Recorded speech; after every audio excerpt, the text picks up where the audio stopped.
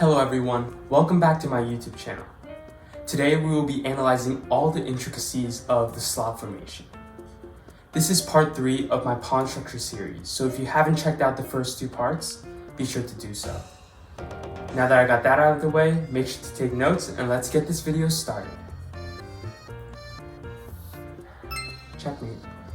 Let's begin by looking at the plans if you have the Slav formation. So this is what we call the Slav formation here. Black has 4 pawns and 3 pawns, right? So 2 pawn islands. While white also has 2 pawn islands, but white has 5 pawns in a row and then 2 pawns on the queen side. So this is what we call the basic Slav formation. And one of the main plans for black here in the middle game, right? Here there's no kings, no queens, no rooks. But in a middle game, black usually tries to execute either e5 or c5. Why is that? This pawn island for white is very strong, right? This 5 pawns in a row. And once black plays e5 or c5, black threatens to make it symmetrical, right? Resulting in usually a more simplified and equal position, which is overall beneficial for black. So yeah, executing e5 or c5 at the right moment is one of the best plans for black. The second plan, if you have the Slav formation, is to, again, execute c5, but by playing b6 followed by c5. And the reason for this is the following. Usually in this structure, one of the main disadvantages for the side with the Slav formation is this light square bishop, right? Usually the light square bishop starts on c8. And it becomes very inactive with this e6 pawn and this c6 pawn blocking it. So what black often tries to do is to play b6 and c5 and followed by fianchettoing the bishop to b7. And again, this activates the bishop, which in turn also activates other minor pieces and major pieces in black's position. And again, I forgot to mention this in the first plan. When I told you guys one of black's main plans is to play e5 or execute c5, another reason for that is also because we want to activate the light square bishop. So again, plan number 2, play b6 followed by c5 and fianchetto the light square bishop to b7. To be quite honest, usually these structures are very boring to play with black.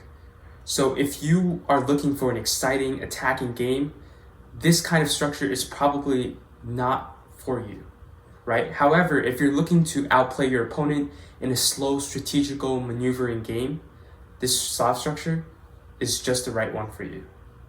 Now let's take a look at what we should do if we're playing against the Slav structure. Again, this is a very popular structure for black, especially, so it's important to know how to face against it. So one of the main things we should think about is to try to create a Kingside attack, because as always, white has more space in these structures, and more space means more room to operate pieces, and more room to operate pieces, which means likelihood to attack increases, right? But keep in mind, one of the main things black tries to do is to either play c5 or e5, breaking your structure. And so, but that usually takes a lot of time, so white should try to create something before that happens, because once black plays e5, it's almost impossible to gain any sort of advantage. Another plan when you're playing against Slav structure is to try to gain more space with e4 and e5. Right? Let's imagine this is a middle game and white advances his pawn to e4 and then to e5. Although this can have concessions sometimes because you concede the d5 square for black and also allow this d4 pawn to become backwards. A lot of the times, this can help, pushing e4, e5 can help accelerate your attack and also gain more space for your pieces. Again, that's also a very big theme when you're playing against these structures as white. Finally, white often has the option of starting a minority attack on the queen side. What a minority attack basically is you see how white has 2 pawns on the queen side while black has 3. And a minority attack is white just pushing these 2 pawns and trying to create a weakness in black's position. So white can play a4, b4, b5, and try to force black to make some concession on the queen side. And again, by doing this, you're also gaining more space on the queen side, which allows your pieces to operate better. Again, space, huge theme in this pawn structure. Thank you guys for watching today's video. If you liked it, please give it a thumbs up and subscribe to the channel if you're new.